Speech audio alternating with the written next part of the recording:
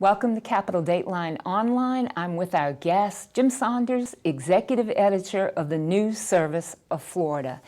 Jim, today and for the last few days, we've been getting some word about Congresswoman Corrine Brown, who's being looked at for her charity, which is One Door for Education, and some funds that maybe have been misused.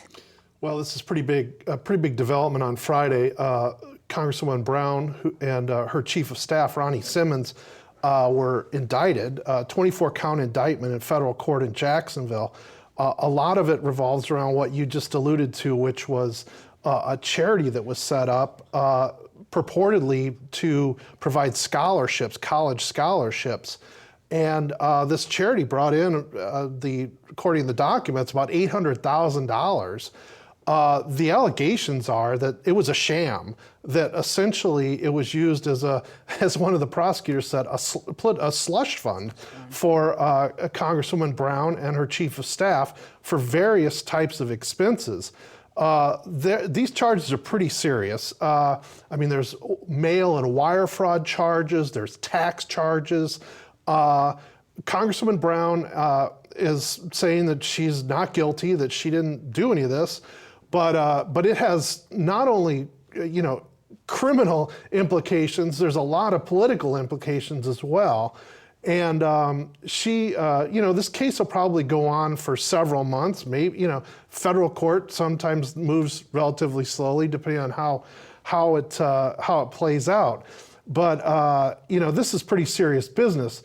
And she's been a congresswoman since 1992.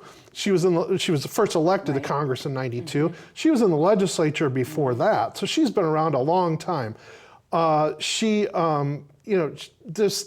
of the allegations in this is that this charity only really provided $1,200 in educational benefits. That was what its purported reason for existence was, out of $800,000 raised, and that this money was used by the Congresswoman and her chief of staff for all sorts of personal purposes. There's one thing that the prosecutors pointed out, that on the same day that some funds were deposited in her bank account, she made a tax payment, a personal tax payment. So, there's those kinds of things.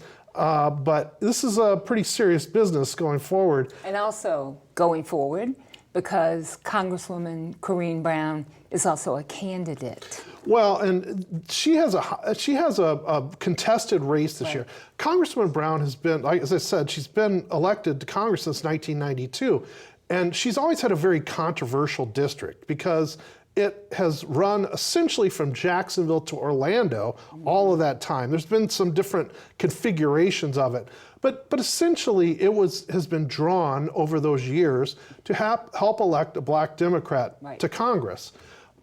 There's been, as you well know, a lot of litigation over the last few years about redistricting in Florida, and the Florida Supreme Court approved a new redistricting plan that for this year's elections that shifted Congresswoman Brown's district to an east-west configuration. It's north-south, now it's east-west. Right. Essentially, it goes from Jacksonville through Tallahassee all the way to Gadsden County, which is west of Tallahassee.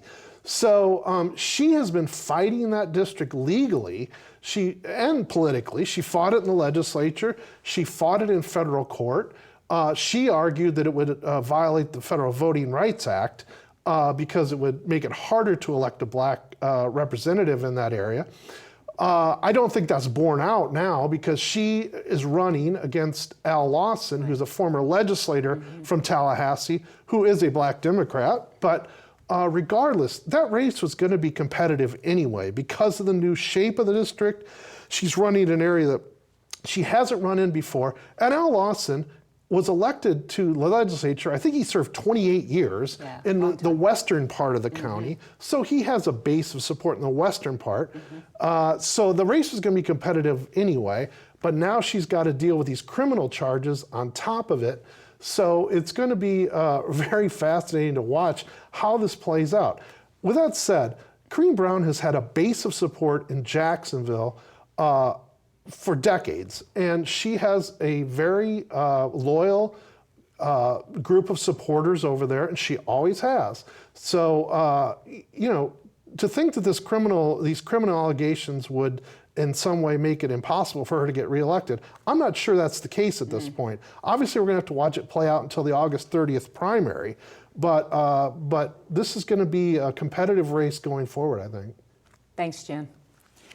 For more news about Florida government, public affairs, and politics, go to the Advances section of our website and keep coming back to Capitol Dateline Online for daily postings.